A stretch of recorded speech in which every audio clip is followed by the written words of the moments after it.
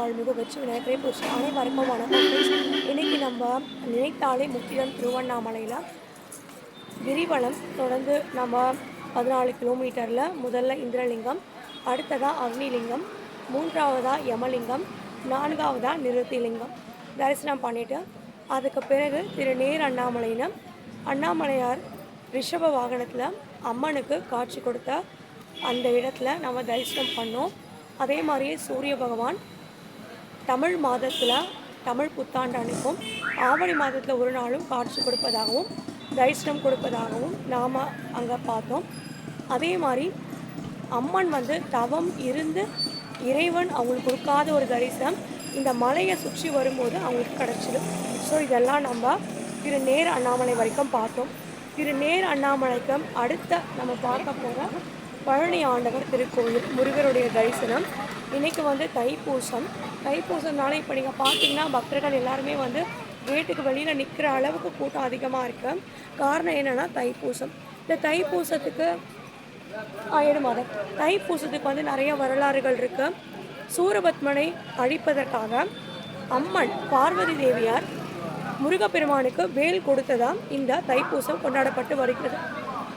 இந்தியாவில் மட்டும் இல்லை, வெளிநாடுகள் எல்லாவற்றிலுமே இந்த தைப்பூசம் மிக சிறப்பாக ஒரு பிரம்மாண்டமாக கொண்டாடப்படுகிற ஒரு திருநாள் தான். இந்த தைப்பூச நாள் அன்னைக்கு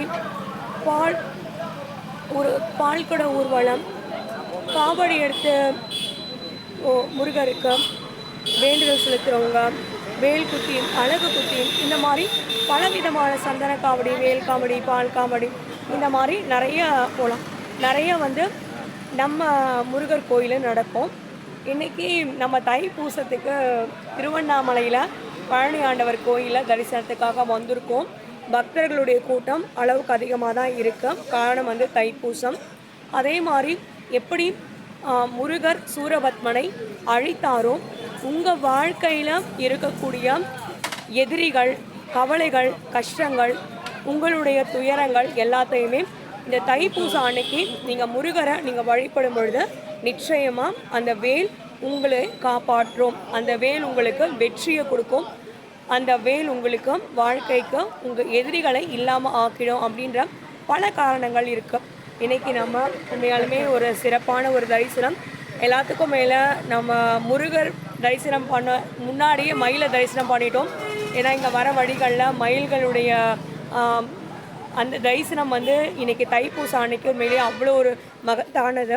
ஸோ இன்றைக்கி நம்ம பழனி ஆண்டவர் உண்மையிலேயே 6 படை வீடுகளில் பழனியிலேயே போயிட்டு தரிசனம் பண்ண மாதிரி சிறப்பான தரிசனம் திருவண்ணாமலையில். இப்போது இந்த இடம் பழனி ஆண்டவர் திருக்கோயிலில் உள்ள சன்னிதானம் இருக்குது. இப்போ நம்ம வெளியில் நின்றுட்டுருக்கோம். கற்பூரம் ஏற்றத்துக்கு தனியாக இடம் இருக்குது. பழனி ஆண்டவர் சன்னிதானம். இங்கே நம்ம நிறைய முருகருக்கு 6 விளக்குகள் ஏற்றினா ரொம்ப விசேஷம். இப்போ நீங்கள் இந்த விளக்குகள் எல்லாமே ஏற்றலாம். இது இல்லாமல் இங்கே கற்பூரம் ஏற்றுறதுக்கும் தனியாக இடம் இருக்கு.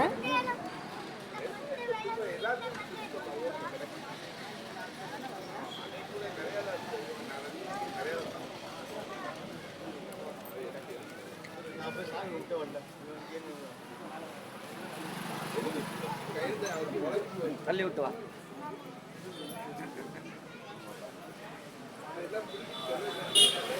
ஸோ இப்போ நம்ம கற்பூரம் ஏற்றிட்டோம்.